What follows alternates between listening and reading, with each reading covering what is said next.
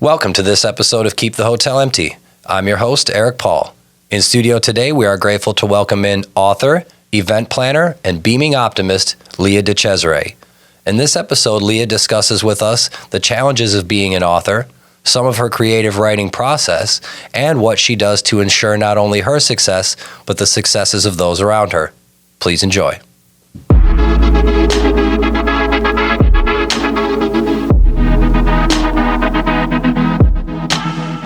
Welcome to Keep the Hotel Empty. Today we've kept the hotel empty to welcome in writer, event planner, and empowering optimist, Leah Decesare. Leah, welcome. Thank you so much for having me. Thank you for coming down. So I know you've got quite a pantheon behind you, from writing books to planning events, of course, to helping bring medical care to Uganda. Mm-hmm. So let's start at the start, because that's quite a swath. Can you tell me where you're at in life where this mentality of the importance of connecting people and helping people starts to kind of reveal itself to you? I think that it's one of the cool threads that I see in my very divergent and weird career path, the whole thing. I think connection is really part of it, and sometimes it's through mentorship.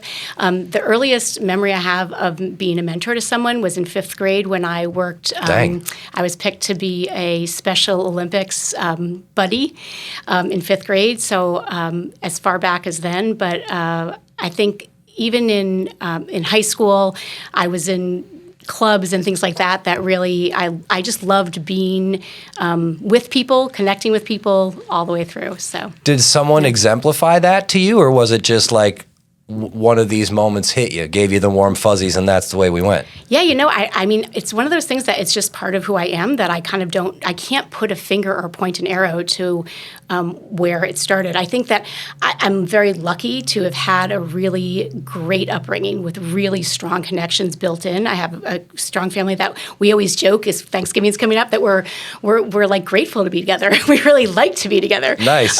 So I think I had a great relationship with my grandparents and my parents, and so I think that just connection has been a through line and just felt natural and comfortable.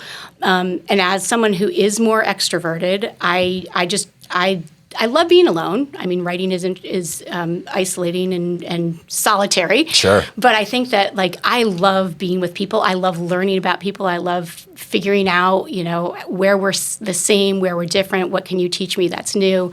All that kind of thing. So I think just connection is a theme of my life. Do you have a big family? You're not from Florida, right? Yeah, no, I'm not from Florida. We're just past a year mark here. And no, not a really big family. So I am one of 3, the oldest of 3, but my dad had 2 sisters, and my mom was an only child. My husband's an only child. Oh. So it's kept the family fairly small. I mean, the core of us, we were all together this weekend celebrating my mom's 80th birthday, and I think we're 13 people. So it's a smaller family, but. So some of that desire to connect may have been born of being tighter like that? Yeah, very possibly. Yeah, very possibly. So where did that start taking you when you're in high school? How do you decide you're going to, what's step 2? You're feeling good about connecting, you're feeling good about empowering people. What are you thinking that's going to lead you to next step? Yeah, I really think that there was not much thought behind it. It's just sort of where I go, right? I think that from the earliest time I can remember, I wanted to be a writer. And interestingly, though, it's not what I chose to study in school. So I wrote through high school. I wrote through, from the earliest memories. Side note, I'd recently, found a bunch of, my mom dropped off a bunch of artwork for me, all the old stuff, and said, hey, here's your old scraps. And in it, I found a treasure. It was something that I had drawn from when I was probably, we figured out 5, 6, 7-ish. And the top was a pre-printed heading that said, what do you want to be when you grow up? And it's me at a desk with a disproportionately large pencil, a very neat desk, I might say, which, I'm not always known to be a super neat desk, but it had a stack of books, which, my life is books, and it had a plant on the desk, which is very me. So from the earliest time I can remember, I wanted to write.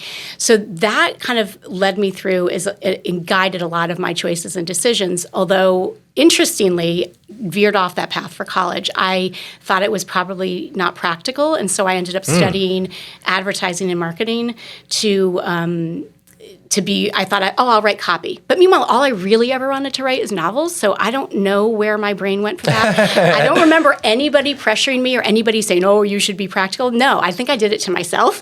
And all through that, I think I just always, I was a joiner, and I was often a joiner who ended up being the leader in an organization. So again, that was part of my connecting piece. I remember, gosh, this is funny. I hadn't thought about this in a while. When I was the president of the high school leadership council, gosh, I was so sappy, but we were effective. It was good. But I used to do this group hug as part of the thing in high school. So anyway, I think that's always just been... yeah. Was that when you started to be the joiner that ended up being the leader? Probably, yeah. I mean, a lot in high school is where I remember that, and then in college, and then throughout my life. In fact, when we moved to Rhode Island in, it was 2006, I think, and we were laughing because I had been in so many volunteer roles that really the only way to get out of them was to move. It wasn't why we moved. However, once we got there, I was like, oh, this is kind of nice to not have these responsibilities. I had little kids by then. And it was 3 months in, I think, and I came home from an event. And I was like, well, so I think I said yes to something tonight. My husband's like, oh, well, it took you all of 3 months to be back into a leadership role. So I don't get out for long. Yeah, that's just part of your fiber. I try. I get overwhelmed. I'm doing too much. And I'm like, okay, I'll phase out of that. And I'm with nothing for a little while and then right back into something else. So when you've got this passion to write, and you clearly want to write novels, yet you end up going to college thinking that you're going to get a marketing angle and maybe write some copy. Was that like a financial fear thing, or was it strictly just a practicality thing? Because you do come back to writing your novels, right? Yeah. So I think I was just being practical. I mean, I don't know what it's hard to remember back that far, but I don't know that it was anything more than, I think that this would be practical, which probably practical does mean money, right? Can I make a living at it? Right. So I'm sure that had something to play into that. But I ended up not really going into that business anyway. I fell into, I had an internship one summer at Revlon. And I loved it. And it was in product development, but not product development from the scientific end of it. It was the marketing end of it, where you were doing focus groups. And I remember getting samples, and we would be the testers, and we would fill out forms and take them home. And one night we had a sample, this like face peel, and I was burning my eyes and my nose, and I couldn't wait to get this thing off faster than ever. But I loved that kind of world. I mean, I knew the woman who was naming the colors of the nail polishes. Oh, how fun. I was like, I want that job. I loved this world. But so I got advice at the time, I was about to graduate college, and they said, what you should do is go through a retailer training program first, be on the buying end, the retail end first, and then pursue and switch into the vendor side of things. Mm-hmm. So that's what I did. I ended up working at Lord & Taylor and loved it, but I was in buying for a while. And it kind of wasn't me. I loved the parts that, again, connection. I loved the parts where I was interacting. So we were going to market. We were interacting with the vendors. And then I liked the merchandising part because that's creative, and I have an eye for that. But most of the business was really glorified accounting. It was the same exact thing month after month, figuring out your open to buy, figuring out what needs to be marked down. It was the same thing. It was just pretty accounting. And I didn't love that, and eventually switched into the public relations department at Lord & Taylor, which was in their fashion department. So I had a ball. Yeah, I did fashion shows, new store openings, special events of all kinds, from celebrity appearances to designers to all that. But it was a blast. But that's how I fell into event planning. Because I was going to say, so this is kind of the crossroads of being able to be creative but still have some analytical function of the organization portion of the show. Yeah, that's a great way to put it. Okay, so after you get into the retail world, and that seems to be, kind of we're almost at the mark, how do you start to transition out of that? Because you were there for a little bit. You did that for a little while? Yeah. One word, babies. So yeah, that'll change things. In a big things. way. So, this was so it was 1998, and I was working in New York City and living in Connecticut. And my daughter, there was no work from home. There was right, internet, really. I mean, yes, there was internet, but nobody Barely. was really using it. No. And I was, an hour away by train. If you missed the noon train and you have to wait till 1, but the babysitter's calling, I just didn't. And I always did think I always knew I wanted to be home with kids. I knew I wanted to be a mom. And I was really grateful to be able to do that. So that's the part A of babies, was having one. But then part B was becoming a doula. So being in this group right after my first newborn I was like a new moms group, and it was the best thing ever. It normalized the entire experience. It anchored my week. I had something to get us up and dressed and out the door for. Right. And then those women are still my friends. So that's 25 years ago, and we are still getting together and hanging out and laughing like Very crazy. cool. So it's awesome. But that specific experience made me become a doula, because the nurse who ran this postpartum group I loved the group, and I was like, I don't want anything to do with being a nurse, but I want to give this experience to other moms and help normalize it and help feel and be connected and have that support. So I after my son was born, I ended up going and getting trained and getting certification after certification in all things birth and babies, from prenatal all the way through till postpartum, postpartum education, postpartum doula work, birth doula work, lactation consultancy work. So anything to do with babies, I went and got certified and was deeply immersed in that for at least a decade. And the backbone of this kind of is being able to empower people as well. Yeah. So how does that become such a profound thing? Does somebody really, did it happen more in the case where somebody empowered you and your gratitude for that led you to want to do that? Or you empowered someone and it felt so good that you were like, hey, I'm going to keep doing this? Yeah, I think in that specifically, it was Lynn, this wonderful nurse. I loved this nurse. And she just made us all feel like we could do this thing that was so slippery and confusing, and something that worked on Monday didn't work the next day, and you didn't know what you're doing right or wrong, or everybody's feeling these kind of things. So, right. And it made me connect with other moms through that. So I wanted to be Lynn for other people, I think is how it started. So I really started in a postpartum role and then backed into doing births with people.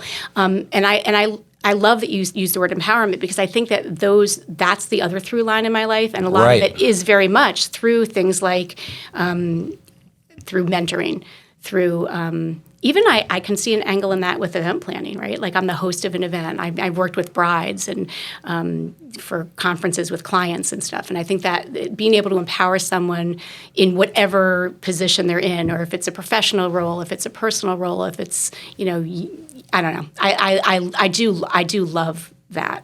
What do you think is the big payoff for people when you do that for them? Is it showing them confidence that they didn't necessarily know they had, or is it just the sharing of information and you do with it what you will? Or what do you think's the magic sauce in that on the other end? Yeah, I mean, I would hope that it can help someone else to believe in themselves. I think that was one of the greatest gifts that my parents gave me, and being able to believe in yourself is kind of like the secret to everything. It allows you to then, and to love yourself. I think that's part of it, right? Loving yourself, self-love, self-belief, lets you step out and try something new. It opens that comfort zone from here to here to here to here to here, right? Exactly. It lets you go out and grow your world. It lets me be confident to say hello to somebody new and to start that relationship, to say, hey, I have this idea for a nonprofit. Okay, let's do that. Oh, I'll ease into the story maybe of the medical center. Definitely. That idea of just being able to say, okay, well, we can do that. Let's just do that. Confidence is the base of all of that. And so I feel like when I am working or as a volunteer, mentoring people from new moms to, I have a little sister from Big Brothers Big Sisters. Cool. She just turned 29. Awesome. We matched when she was 7. Dang. So I just think if I can help other people, even my novel, the thread of it and the message is believe in yourself. And I think if people can really believe in themselves, then it makes them be able to make their own lives better and pursue the things that are going to make their own lives better, things that they want to enrich themselves with. Yeah, that's very cool. And I definitely want to talk about the medical center, and I'd like to hear about some of these other commitments, but I kind of want to dig on this one for a second. Sure. Where do you see the root of this coming from? Because I know for me personally, my confidence in those things come from keeping the commitments to myself. My self-discipline is the drive for that. But not everybody's so great at self-discipline. How do you help people develop those feelings of empowerment, feelings of confidence, feelings of like, yeah, I can do this, without having to be so rigid or so rudimented in no slack, no rest for the weary, get it, Yeah. Well, I imagine like everybody's different, and I think everybody probably comes at it in their own way. Like, you're confident and you find it in that space, and then maybe somebody else is super confident, but they find it in a space that's the complete opposite of maybe you or I, who are more organized or more, regimented or more disciplined in something. So I think it's a matter of, and I think a lot of that comes from when I was a doula as well. I consider myself a fairly non-judgmental person, and then as a doula, that is very much part of the job, is to be able to support a family the way they want to parent. And so I'm here to be like, okay, there's very few real rules that are yes or no, and it's about safety or something. Otherwise, I'm like, all right, I'm here with you. If you want to have the baby sleep in your bed with you, I will show you and teach you and help you to do that safely. The second you tell me, hey, this isn't working anymore, I'll give you ideas. You test them, you try them. Maybe they'll work for you, maybe they won't. But you can try that all out. I would go from like the family who like recycled every single solitary thing, like a blown tissue was recycled, right? And then the next hour, the afternoon or the next day, I could be in a home with a family who had like, stacks of water bottles, each one thrown in the garbage, right? Like, I mean, all extremes. And we used to say like, there's 100 ways to cook a ham. And it's true. Like there's 100 ways a million ways to raise a family, to do you.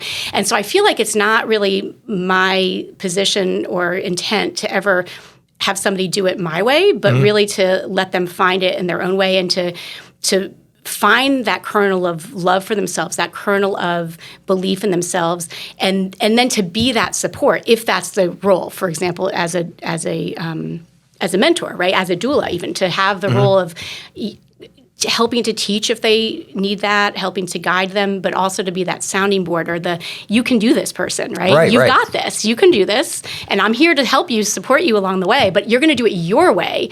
You're the driver. I can help navigate. I can help, give you tips or ideas. That's also part of being that professional or a mentor. Hey, I've walked this path, I can give you some ideas, or we can find them together. If I can. Sherpa part. When you're part Sherpa. Yeah. How important or how often do you find that you're able to employ the philosophy that there is no wrong answer? These are not yes or no questions, because I know a lot of people will mire themselves in things where it seems like there are yes or no answers. It seems like there's a right or wrong way to do things.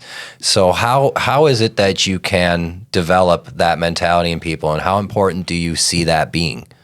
Gosh, I don't know how I develop it or if I do, but I would say like as a parent is the first thing that comes to my mind. I mean, we're constantly having to, let the kids know that it's their way and that we're here to help you, and we're not going to tell them how to get there necessarily. Like we can give you our way that we got here or what our examples are, our life experience, but I don't.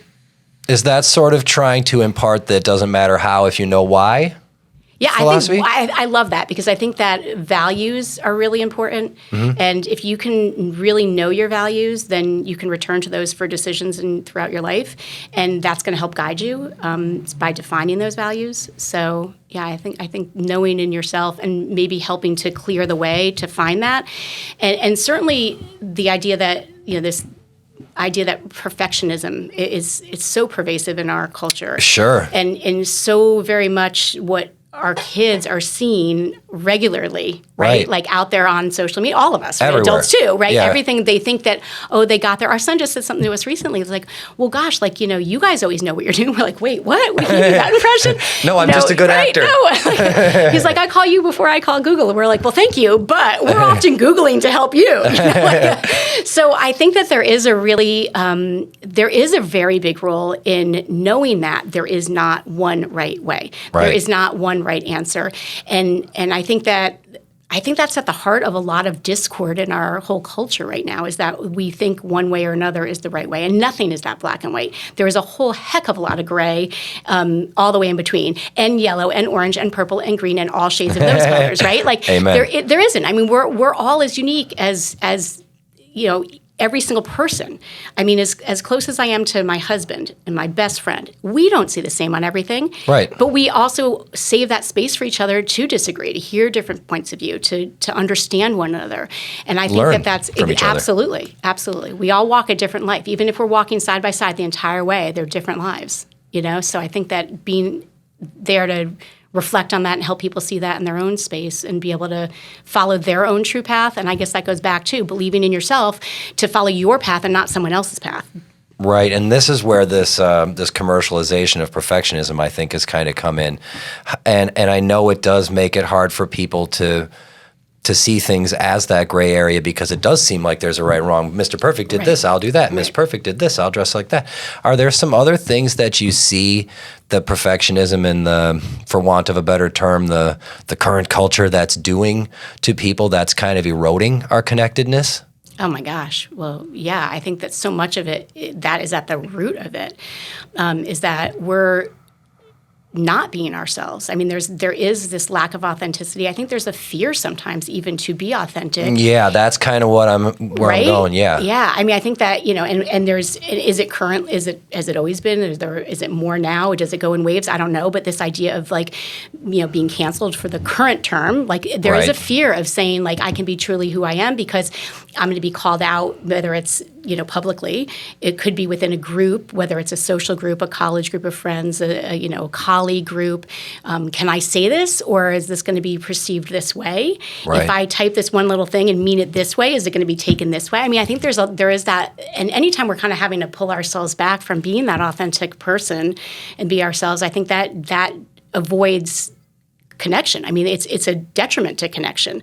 You know, we have to be able to have some degree of vulnerability to truly connect with somebody else, and we have to be able to, and vulnerability, like I'm not talking about what we might think that vulnerable feels like, right? Like, I mean, there's always space for boundaries, but I think that we do have to be able to open ourselves up and be truthful and honest as we know it, and to be able to share enough of ourselves to be able to truly make a connection. Right? It's not just a how are you doing, it's something deeper than that.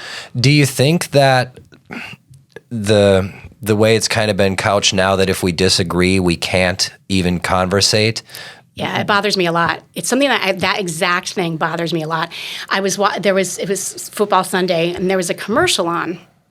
And there's two buddies, and they're in the garage watching a football game, and one of the guys goes into the fridge to get a beer and pulls out some fancy dog food, and then he's kind of criticizing his buddy about the dog food. The next scene, the buddy is outside the garage door, and they're closing the garage door on him. And I was like, this is so accepted in our culture now that if you disagree, you can't be friends. I've had people say, oh gosh, well, I you know, so-and-so disagrees with me. I've had to cut people out of my family life. I've read this in memoirs, in books. People have said it to me. And I was like, I just can't accept that. I don't like, I mean, sure, there's time and place for cutting people out of your lives, I guess. Yeah, I was going to say. I haven't had to, but I guess if there's people who are not good for you, who are not making you be your best self, okay, that's fine. We have limited time. You put your effort into the relationships that matter to you and that, you know, lift you up and make you your best person. But I really almost resent the fact that if we disagree, we can't be friends. Or if we disagree, I'm going to cut you out of my life. It doesn't sit with me. Yeah, I mean, I guess there's always been a time where people have had, you know, estranged family members or friends or whatever. But now this whole I have a toxic person I cut out almost got to be like a badge of honor. I did that one. I cut someone out, you know. And it's accepted. It's so not, it's not even like a raised an eyebrow. Like, well, of course, that makes sense. Of course you would do that. And I don't know. I just, you know, if somebody hurts you personally or that, but if you just disagree, if you're having, you know, I don't know. What do you think the biggest things are that we're losing in light of this becoming more just the case?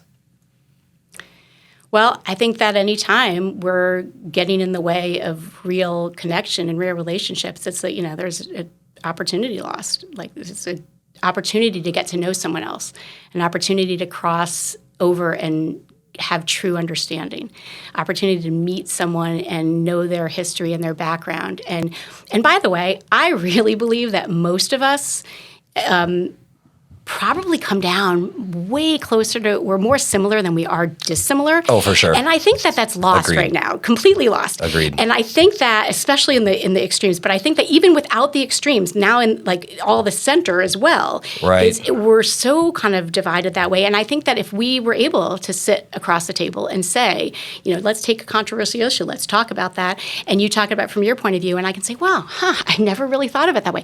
I still don't agree with you, but I understand. I can understand where you're coming from. I can have compassion about that. I can have empathy about that. Now we have a connection. Whereas I think that we're just closing the door on all of that immediately and not even allowing that bridge to be drawn, not even trying to get to one another or understand one another. I mean, it's hard when you move to a state and it's automatically a political statement. I moved to the state because my father died and my mom is down here and hate the cold. Right. So who cares what I believe politically? Like, why does that have to be that you think that because I changed my address, you now know everything about me? Right. Right? Yeah, you that's don't know interesting. everything, but that I hadn't happens. thought of Yeah. it. I mean, being from out of state and then coming here, I'm like, I get the eyebrows. I was like, hey, Very interesting. Yeah. Very interesting. Yeah. So what do you think? I know that we're losing some of this basic human interaction and we're losing a lot of the things we can gain together because we're kind of just innately pitting one another against each other for sport now, it seems like. And I think that one of the big reasons is we don't communicate so well anymore. And I know that you've got a horse in that race. Can you talk to me a little bit about our tact communicating, not only verbally, but in the written word and how that's lost? Because I think some of the thinking before we talk thing that our parents always told us about, we just don't do anymore.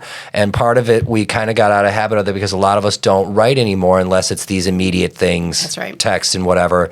It's not like a piece of communication where we can edit it a tiny bit, and we don't really write letters anymore. So talk to me a little bit about your feelings and experience with the way our communication is kind of going or has gone. Yeah. And we don't read anymore. Like that's, we I joke guess that that's nobody a big even reads cotter an pin. email, but nobody even reads. I mean, that reading is, it's a smaller percentage of people reading, the articles. The books that we've got, articles. Or we claim we're reading when we read the headline, and now we think we know everything.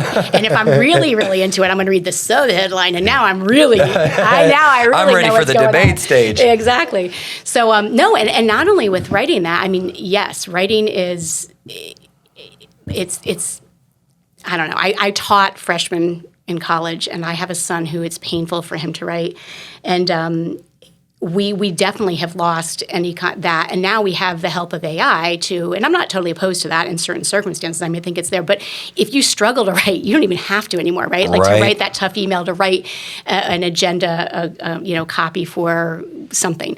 So I didn't even think about that. Yeah, our entire way of communicating has totally changed. And now I'm not one to think also that change has to be bad. Mm-hmm. I mean, I think that there's probably a lot of good things in this, and we're just in the growing pains of it, figuring out where those are and what we can accept and what we can work with. But yeah, as a communication form, I did a whole TED Talk on the importance of letter writing and how it is a lost art, a lost habit, a lost ritual, and the value in doing that, in hand, pen to paper, in the fact that in writing a letter, you are thinking about that person. You're spending a little bit of time with that person because you have to be not on a phone, not doing this, not doing that. You're focused on writing that letter. And then you're taking the time. I mean, it is literal evidence that somebody not only thought about you, but that they took the time to then find the paper, to write it down, put it in an envelope, find your address, find a stamp. A lot of people don't have this at their fingertips. In fact, in these college classes that I taught, I would do letter writing every time. I just bought bunches of cards and I would have them write letters. And every time I had to draw the envelope and teach them how to address an envelope. Like that's a lost art. That's a lost skill. People don't know how to address an envelope. They don't know how to put a stamp on it. They don't know what side it goes on. So my kids weren't even taught it in school. Yeah. I had to teach them how. Yeah. And now does it mean that we should only be communicating with letters? Of course not, right? I mean, things expand and grow. I mean, I had a pen pal that I met in 7th grade, spent $1 in my French class, and I got her address, and she and I wrote to each other. So that built a beautiful, beautiful sisterhood. I mean, we were super close. And That's I so would cool. write to her in French, and she'd write to me in English. And then I went and spent the summer with her the summer after my freshman year in college. And then the next summer she spent with me. And then years later, I was the only witness in her wedding. Like, I was her maid of honor in France. Cool. And then since then, you know, she's visited here. We've taken my parents, my kids, everybody to visit her family. And it all started from writing letters. But as life changed, we also really don't write letters anymore. We correspond all the time. We did a fun little pretend be real thing where we were sending a picture of ourselves every day to each other. That went on for a while. So we find other ways to stay connected. And I think there is value in that. I mean, even from a Wordle, for example, like that's a form of communication if you're sharing it. Like there's several people I always share my Wordle with every day. And even if we don't say anything else with it, I've just thought of Kim. I've just thought of Raquel. I've just thought of my mom because I've sent that. So you have that moment of touching each other. So I think there's other ways that we need to be intentional about how we communicate and what we're doing. I know younger generation hates picking up the phone. Like they can't make a phone call. So I mean, even That's that, true. right? It's That's a different way true. to do that. But will they do maybe a video? Okay, we'll take that. That's maybe a step up. It's better. You can really see someone's space. You can get the tour of their new apartment. You can connect in a way that we couldn't before with just letters or then with just phones. So I think it's all an adjustment. And I think it comes back again around to like the value of connecting with other people, the desire to connect with other people, and then being that authentic, allowing yourselves to be a little vulnerable to do that, and then you find the way to do it, and that's going to be multiple ways, right? Right. Yeah. So the writing conveys a genuine sentiment and the fact of the time investment, which speaks to every human because we all know time is our non-renewable resource. Yeah. So here's the million-dollar question for the seventh graders out there right now who are getting a pen pal that's an email. If you can rewind your time, do you think that you would tell the same story had you just written emails to this person in France? So I had a kind of a two-part thought to that. One, I would say if you're disciplined and if you're committed to it, both parties. Right? If both parties are super committed to it and you continue to write and that when you get an email, you respond to that email and you continue going. Mm-hmm. But my guess is that more likely than not, it doesn't necessarily continue. So my friend Benet, who's in Bordeaux, when our kids got together, we brought them all over and my son was 10-ish years ago. So he was 12-ish, okay? And her son was 12-ish. And they immediately went upstairs and they were quiet and gone. We're like, where'd the boys go? And we're like, they're probably playing video games, right? Right. Well, they had actually found a way, and they were doing Google Translate and talking to each other. And it was awesome and fantastic. And we went out to dinner that night, and they are cracking each other up and laughing, and the best of buddies. Okay, they're great. And even still, years later, they saw each other again. Hilarious, cracking up, having a great time. Very cool. However, in anything in between there, nope. They tried to be, Snapchat buddies or whatever, be friends on chat. My daughter did it with one of Benet's nieces. And it went no further than like a couple snaps to start with. Like they didn't really get to know each other. They never really took it anywhere deeper. So I don't know, right? Like I don't. Because that time investment doesn't have to be made. I don't know that I would be saying that. And pre-internet, what were we doing? We were sending maps of our hometowns and circling where we were. We were sending pictures of our family and then taking the time to label them. This is my mom. This is my dad. This is my son. So we had a whole other, like we would share books eventually. We'd send, here's a book. And I'd say, can you send me a simple book that's written in French? And there's a pre-Amazon. I couldn't just buy one. Yeah, so, right. So I mean, because of that, it did forge much deeper connections, so much so that I moved to live a month with her family without ever having met her in real life until I stepped off the plane in Paris. That's crazy. So I mean, right? Like, I mean, it was a super special connection that came from letter writing and that investment in getting to know one another. Yeah, those are such unique experiences. I really hope they don't go extinct. Yeah. Me too. So your writing has brought you a lot of things in life, and you've been able to share it a little bit. Talk to me about your writing, your novels. Talk to me about your books and what you were hoping to share with them. Yeah, sure. Well, so I always knew I wanted to write a book. And then I was blogging for a while I was a doula. When was this? Mother Circle. So it was like 2007, 8, 9, and So 10-ish early blog 10-ish days. years, early blog days. Not quite as early as I should have been, but Yeah. my husband kept saying, you should do this. I'm like, I don't know what to write about. And then I was at a dinner party one night and they took out the computer, and after a couple glasses of wine, here I am signing up for a WordPress account. And I was like, all right, now I got to write something. There you go. So I did, and I loved it. It was like that toe back into like, oh my gosh, like with little kids, I'd been writing journals for them. I'd been doing very different kind of writing. My career was press releases and competitive market reports. It was totally different kind of writing. So this blogging, I was like, I like got my toe back into some creativity. Nice. At first I thought, I'm just going to do this to say, the moms that everybody calls me about X, Y, and Z. I'm going to do a blog post about that. Then I'll be able to answer them with some personalized information and say, go read the blog post. That never ended up happening. That was the vision, and then never ended up. I ended up writing about like boys and bruises was one of my favorite posts about my son, how he like threw himself on everything and constantly had some scar, scrape, scratch, bloody spot, and would literally fall and be like, I'm okay, no matter what, all the time. So good, fine. So but I just got into like the like gritty stuff of family life and it being a mom, and I loved it, and I would only have to write 500-800 words, and it was great, and it was a great way to just start honing again and getting back into some creativity, even though it was creative nonfiction.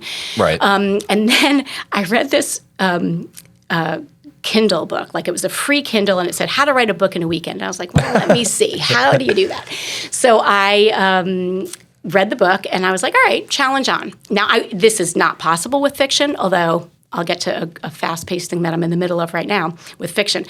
But so I was like, all right, let me do this. I took an outline for this book called Naked Parenting, and I brought like Trader Joe's frozen food and a bag of salad and a box of tea, and I went to my parents' house. They were away, and I went away for the weekend.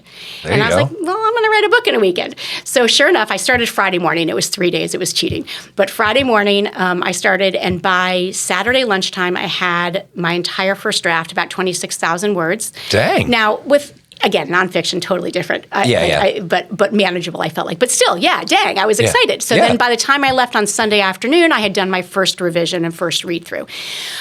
So I wrote a book in a weekend. So it was great. But so I had these 2 books, and my vision, I had all these great ideas of offshoots of this and taking these 7 keys to parenting that help parents be confident. And it was me empowering parents so that, because you can't tackle every problem ever. So I'm like, if I can empower you to be a parent in confidently, then you can tackle any old thing at any old age by using these kind of 7 keys and these skills. So, gratitude and honesty and discipline and communication was one of them. So make mistakes. So taking those key skills and then applying them to any problem in your life. So I had this great idea, though. Can you apply these skills to volunteerism, to sleep, to eating, to I don't know. I had all sorts of fun ideas. And so I only did one other one. It was the one my blog readers voted on, and it was like cyberspace and all that stuff. And it was kind of not my favorite topic, but I did it, and I did a ton of research for it. And I tried to make it evergreen, so like you're thinking of it not to do with whatever the app of the day is or the platform of the day is. Right. So so I did those, and then so it just kind of got me started on that. But my novel, I must have been hitting 40, and I was like, listen, if I look back in my life, this is what I'm going to regret, is not writing a novel. Like, this is what I need to do.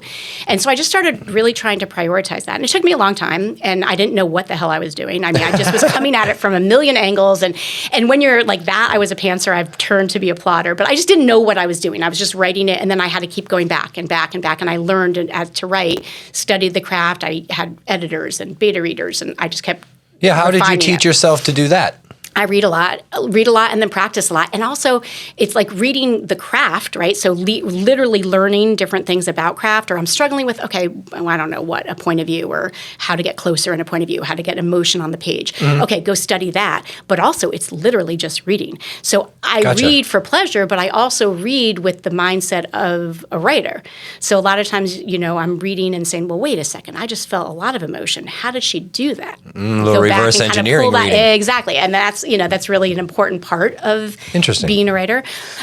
So I think I'm using a lot of those skills to come back around to how to get I forgot what the question was. Sorry. No, you're good. So how does getting your toe back in the water of creative writing with this blog eventually get you to now you wrote this book in a weekend. How do we make it to the novel? Okay, thank you. So, so I'm like, this is what I'm going to regret if I don't do it, and I start diving in. So I get to a point where I really think that this is going to be it. Like I said, multiple editors, paid editors, beta readers, all that stuff, and then submitted to some small presses. Got picked up by one small little press that was a great way to start my career. It was perfect to get me out there. It won 9 awards. It was really an exciting time. I absolutely loved it, and was like, "Yep, bring me more." So, what was the title of that book? How did that go? Yeah, that's called Forks, Knives, and Spoons, and it was based on this silly thing that my dad did in real life. And so he had taken with my mom, but we'd gone out to dinner right before I went to college. I was the oldest. Mm-hmm.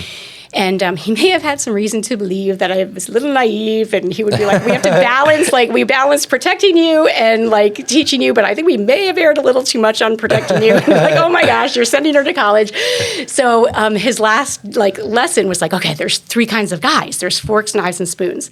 And so he kind of explained the forks are sort of arrogant and cocky, and the players, and they're the ones that are going to, sleep and ditch you kind of thing. So he had this kind of vision. And then he's like, and then the spoons are sort of, now remember, this is late 80s, so they're the losers, they're the dorks, not the dorks of the current age where dorks are cool. Where dorks took over. They were the geeks of the 80s, right?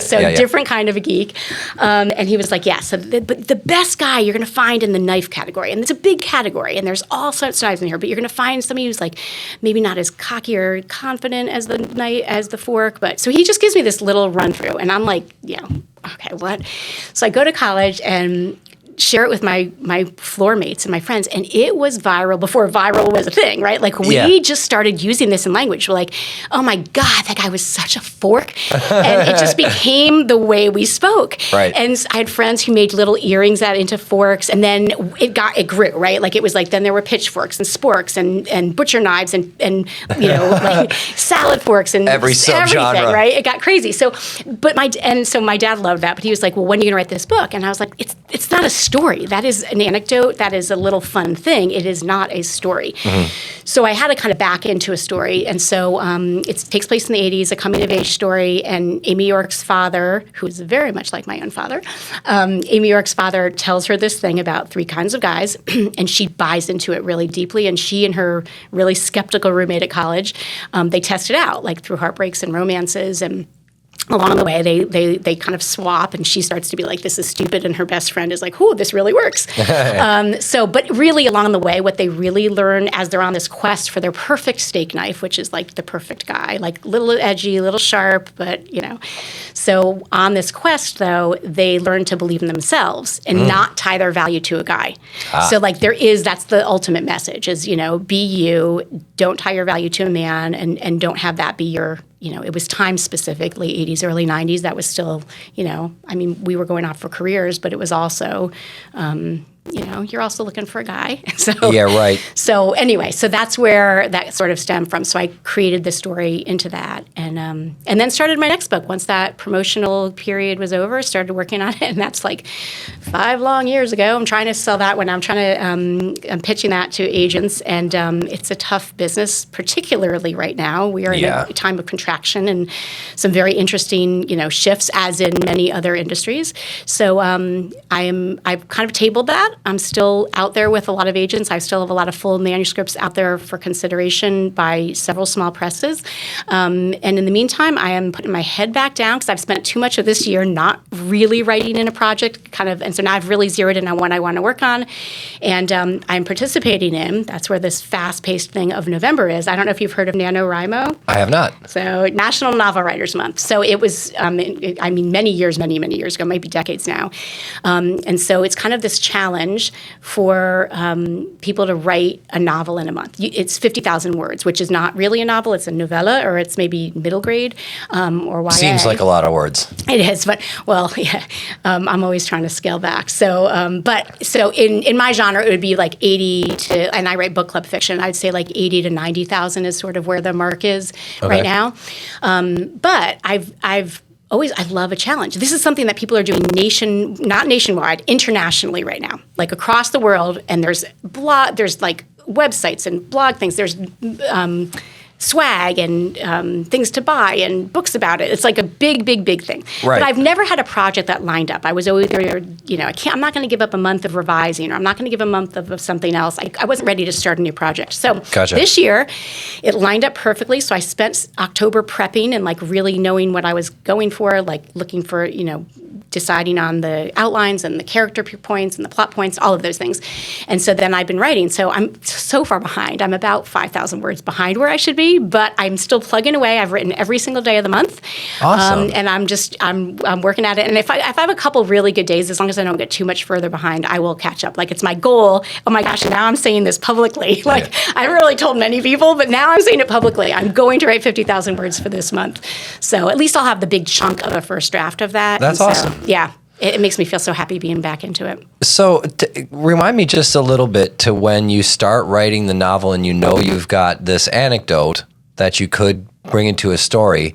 What's the jump off for this? What makes you decide, yes, I'm going to do this and bite off this bit to chew when you've got other things going on? You mean the last book, the first book? Yeah, the first book. Yeah. Well, just because I literally knew I was being untrue and would be betraying my own dreams, like myself, if I didn't do it. Gotcha. So that was really like the kick in the butt. So for me, did that keep the crisis of faith as you were writing it down? It was just, I got to do this no matter what? Yeah, I mean, writing's hard. Writing is really hard. Like, and the first draft is always like, I think it was, Anne Lamott, maybe shitty first drafts. Like, it's never good. And if anybody tells you it's good, they're absolutely wrong or absolutely lying, or they're your mother. Yeah, right. So a first draft only a mother could love. It's not. It's just like get it out, and then you have something to edit. You have something to work with. You have something to start sculpting and molding and layering. It's like, it's almost like the first draft is, if you take a big block of, wood or marble, right? And it's just this sort of getting the shape of it. And then from there, you're going to tweak, and eventually you'll see the fingernails or the wrinkle in the skin. You get down to that granular level.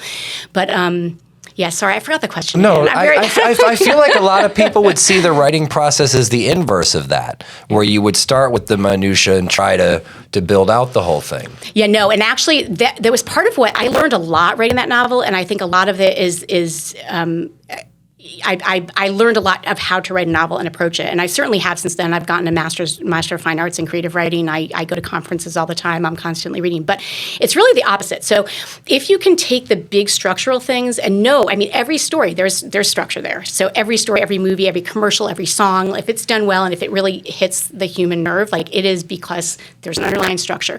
But there's a gazillion ways to creatively do that, and if it's done well, you don't even see the structure. We know and we anticipate, and there's a million creative ways to play with that. But what I did with my first book is I wrote myself some gorgeous scenes, and I wrote myself into these, like, down to the line level of working on the prose and the word choice and all that. And then that scene was cut because it didn't work. So you're like, I probably, that novel was, I think, in the 90,000 word range. Might have been a little bit longer. It was long. But I have a discarded file, and it was about 100,000 words. So like I pulled out more than even still in the last book, even though I did that, as you work, you trim back like a rose bush, and you kind of get in there and pull it back. But yeah, if you can kind of know what your scenes are, then you can sit and I think of it as two sides of the brain. So like one side is sort of this figuring out the thinking part, if you will, like what's going to happen and why is that going to happen and what is her motivation and what's the value shift going to be in this scene and where's she going to begin, where's she going to end, all that stuff. So then if I can plot that, then when I sit to write, I'm just like, okay, and then then the creative juices are flowing. I can just write because I know sort of what needs to happen or what needs to be, and then maybe the location changes, maybe somebody shows up that's new and interesting and different that you didn't expect, and that's where all the creativity can kind of flow from there. But then the last thing is really polishing the prose, because why do you want to do that when really that whole scene or that thing may not work and may go away anyway? Is that the common way things are written, or is that just the way that you found works well for you? Well, Everybody does their own thing. I mean, honestly, that's one of the things that took me a long time to figure out. I thought there was one way. I thought there was a magic way. I thought that I would go to events, author events all the time and sit in the front row. And my first question was always like, can you tell me about your process? Like thinking that they're going to tell me how to do this thing of writing a novel, how.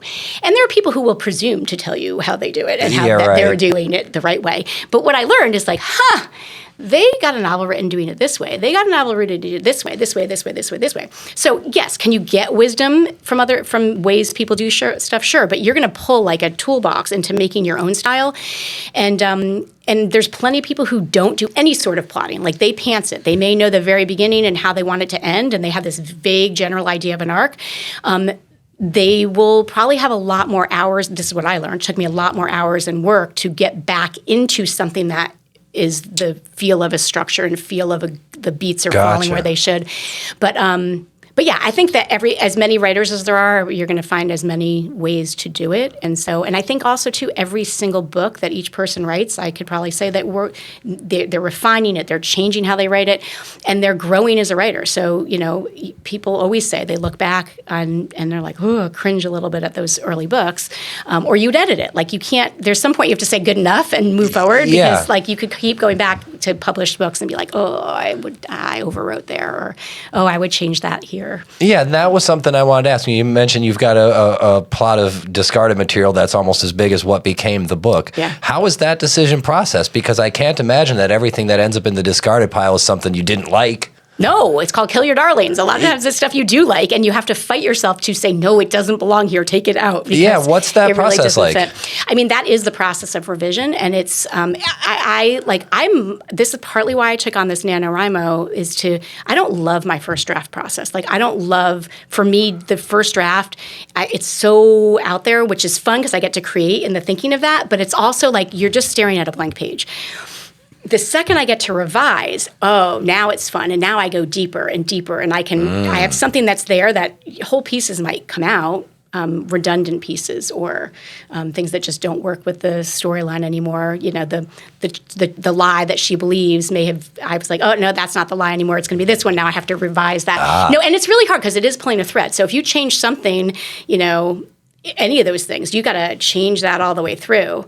For continuity. Yeah, it's not Back to the Future. You're not an alternate 1985. It's like you really have to make sure all those threads. I'm actually really good at that. I think I missed my calling as a continuity, like either for film or for books. I'll be like, oh, nope, wrong. That happened wrong. Like, or they, nope, she did this backwards. Or, I'm always finding the continuity errors when I'm reading. What's one of those that you've caught good in a movie? I know those happen in books and movies all the time. Yeah. The first thing I can think of is, I think it was, Helen Hunt and Jack Nicholson, rainy scene. I can't remember. It's so long ago. Good. I feel like good is in the title, but I don't know. But there's one scene. She's outside his door, and she's soaking wet from the rain, and you can see her bra strap. And then they cut away, and then the next scene, soaking wet, no bra. Yeah. So little details like that. But I love finding that stuff. But I'm like, haha. But that's the kind of thing that, in totality, makes your book or your piece more engaging because there aren't those little inconsistencies. Yeah. Well, anything that's going to take a reader out of the story, anything, whether they be like, nope, not credible, anything that pulls them out, oh, that's the author's voice, I'm out of the story now. You don't want that. That's an opportunity for them to put the book down and stop reading anymore. So you want them to be fully immersed and not be giving them any reason to pull out. We can go along with any character as long as we understand why they did it, right? Like we can say, I would never do that, or that's the dumbest thing ever. But if we understand, well, yeah, but because she had this history or she had this motivation, we understand why she would have made that choice. So now we can go along with it. But if something is so absurd or it's so like, no, this character, there's no way, or this is not credible, now you're out of the story again. So it's that keeping a world where you can suspend disbelief. Yeah, for sure. I mean, I always say I don't like sci-fi, but then if I read it, if a story is a story is a story. Like if it's a good story and it's a well-written story and it's got characters and growth, I mean, okay, so all of a sudden it doesn't matter that they're vampires. Like you've just suspended that and I'm right there with you. You know? The backbone of a good love story. Yeah, songs are a lot like that too. That's right. Love songs sometimes sound very different. Yeah, so true. So you can use your creative mind quite well to do these things, and I know you can use your creative mind for some more analytical things. I'd like to talk a little bit about some of the philanthropic things and some of the stuff you did setting up the medical center or helping set up the medical center in Uganda. I think that's really interesting. Yeah, so How does that come to be in an author world? They're a little bit separate, but it does intersect with the event planning world. So we were in Rhode Island. Church we went to there had these kids come in from Uganda, and it was a choir. And these kids came in choir, dancing, singing. And one of my friends was hosting some of these kids, and I was like, I saw this lovely connection that she had with them, and I was like, well, I want that. I want to know them. I want them to know me. I want us to understand. So I said, next time they come, like we're hosting, like make sure I know I want to be able to host. Very cool. So they did, came back around a couple years later, and we hosted 4 girls, 12, 13. They were exact ages of my 2 older kids. And then like 40-ish somewhere in there, chaperone who stayed with us. And, we spent, it was just awesome. Like literally from the moment that they pulled in, it was late Sunday night. They were so tired. They moved different locations every single week, and they're touring and dancing. And so it's super late. We greet them outside. It's dark. We welcome them in. And there was something that night I said to my husband, I was like, wow, like, I just feel like we're going to be and they're going to be in our lives and us in their lives somehow, some way. I don't know how, but I feel like we're always going to be in each other's lives. And so we had an amazing week with them, getting to know them, laughing with them, talking with Dorothy, the chaperone, who like we were a similar age and like how divergent our lives had been, and her running from war and being dragged by her mother because she refused to go, and the mother knew there was danger, and she dragged her. She goes like a goat and pulled her away. So I mean, and I was like, what? And what was I doing? I was like, having a beer in college or something. It's like times that. like that you realize the world's a big place. Yeah, exactly. And again, that connection of learning about other, and I knew that even this small, like the stories she told me that were so powerful were like a sliver of like her experiences. But so during this time that they were there, we went to several of the concerts, and we learned that it took like, I think it was like $2,000 to send a kid to college. And then it was like, we need, this, they had several needs that they talked about. Mm-hmm. And I said, maybe it was 6, I can't remember. But I said to my husband, I said, all right, what if we like just have a party at our house, and we'll say, this is a goal is to raise $6,000 to send 1 kid to college. And then maybe next year we can send 2 kids to college. I said, among our friends, we can do this. We can get $6,000 if they know that there's this purpose and a specific need. And so my friend calls me. She's like, so I just heard that you were talking about doing, trying to fund scholarships for kids. And I was like, yeah. She's like, well, they really need a medical center. I was like, all right, we could raise the money for that instead. And she goes, yes, that's $70,000. I was like, oh, okay. Well, that's no longer a little party in my backyard. We got to rethink this. But yeah, so we said, all right, fine, let's do it. And people were telling me, no, don't do it all at once. Try to get a little this year, a little next year. I was like, absolutely not. We are doing this. We're going to get this money. And we're like, even still, I was like, $70,000. If we're gonna get that can change a million, so many people's lives. It could change a whole community. How are we? Of course, we're gonna do this. So in 6 months' time, I had a group together. We had logo. We had a website. I had all these volunteers. We had a gala event, and we had part of the funding done already, a good chunk of it before the gala. And by the end of the gala, we were over our goal, $82,000. Yes. So it was great. And this was your first endeavor of anything like this? Yeah, I mean, yeah. That scale for sure. Yeah. And so we did the big event of that was where the event planning came back in, because now I still wasn't working. I was, home with kids, and had done little like sort of more project-based or small consulting kind of things. But so we did that, and it was amazing. And then there was a counterpart in the UK, and they raised money for the medical equipment. So that has since been there, like that's there. And we're in this final push of, there's a few things that they're still, this has been years in the making, but there's a lot of, they dug those foundations by hand, like shovels, like I'd get the pictures along the way, Good Lord. shovels by hand, and then the permits, and then COVID had slowed it down. They were ready to open, and then COVID slowed. But in any case, we're really on the cusp. Like they've got a lot of the medical equipment down there. It's been functioning for the kids who live there. It hasn't opened yet to the community, is my understanding. I'm due for an update. But in any case, I got to go down there. The founder of this Kampala Children's Center is what it's called. And then this is called the Destiny or medical. They changed the name on it. So Hope and Wellness, the Medical Center for Hope and Wellness.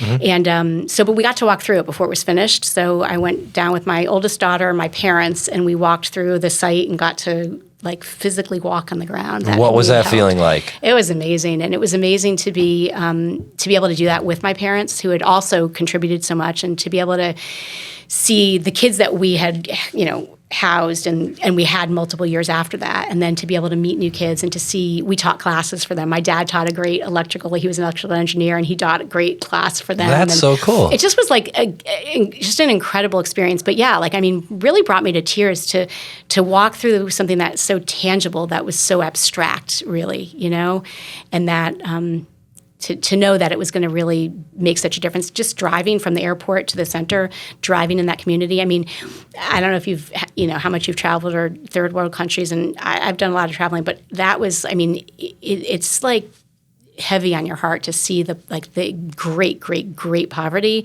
And then also, though, to see the great optimism that a lot of them, especially these kids, the kids are there because they're orphaned. And so they're raised in family setting at this children's center. That's how they're raised, yeah. What do you think allows the juxtaposition of this horribly desperate life in some regards and optimism to coexist? Yeah.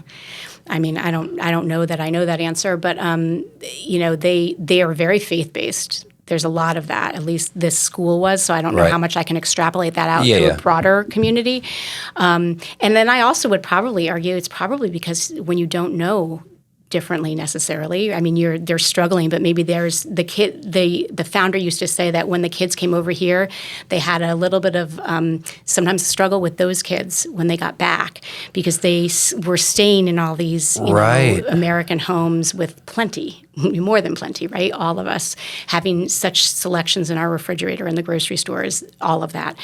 Talk about culture shock. It was. And so he sometimes had a problem going back, or that those kids then kind of would call, their people in the United States sort of trying to, but at the same time, it also served as a motivation where they would say, oh, I didn't know this was possible for me, or, I wanted to be a doctor. And then, we would show them, I would have classes sometimes when the kids came over. And have them get to experience, like a doctor. Can I get you to shadow these kids to shadow you? So I would arrange things like that for them, little experiences. So I think there is also, to me, travel, anything that opens your eyes, opens your worldview, opens your experiences, is going to, hopefully have some benefits, plant seeds of something that you can then strive for. So.